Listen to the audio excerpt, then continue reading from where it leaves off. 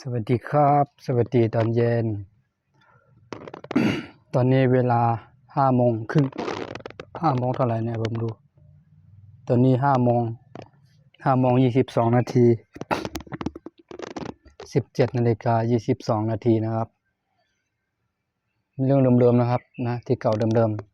ๆวันนี้ก็อาจจะได้อัพโหลดคลิปนิดนึงนะครับ มัน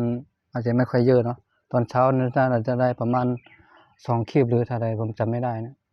อาจจะได้2 คลิปนะฮะตอนเย็นนั่นก็ผมคิดว่าน่าจะได้อีก2 คลิป 3 คลิปน่าจะได้นะเพราะว่าวันนี้ก็เป็นวันพักผ่อนนะฮะวันอาทิตย์นะครับวันอาทิตย์ก็วันที่7มั่งวันนี้วันที่7วันอาทิตย์ที่8วันจันทร์ที่9วันอังคาร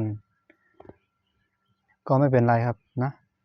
ถ้าเรามีเวลาเราอัพโหลดคลิปเมื่อไรก็ได้วันที่เท่าไรก็ได้หมดเวลาไหนก็ได้นะครับนะไม่ได้บังคับหรอกก็แล้วแต่คุณว่าจะเลือกทำเวลาไหนชอบเวลาไหนคนที่เรียนเยอะที่สุดผมอยากจะให้แนะนำสำหรับมือใหม่นะครับนะสำหรับมือใหม่ตั้งแต่6 โมงเย็นถึง3 ทุ่ม6 โมงเย็นถึง3 ทุ่มนะครับให้คนอัพโหลดในช่วงเวลานี้ในช่วงนี้นะมันจะได้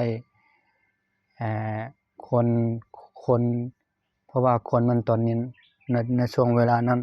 มันจะมีคนเล่นโทรศัพท์มือถือ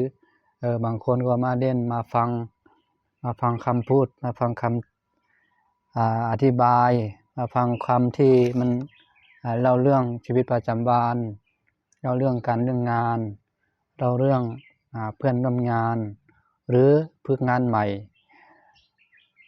นะ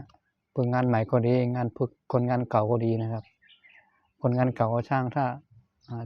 ถ้าเราไม่สนใจไม่นับย้อนหลังไม่ทำงานย้อนหลังเนี่ยมันไม่ได้นะเดี๋ยวมันก็ลืม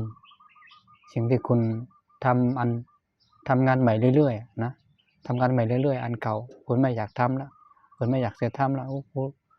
กูเปลี่ยนแล้วเว้ยกูผ่านหูผ่านตามาหมดแล้วเนี่ยมันก็ใช่ครับแต่บางอย่างพอเวลาเราลงมือทำมันไม่ได้ไงพอเวลาเราลงมือทำเนี่ยอะไรก็กูจำไม่ได้วะทำแบบไหน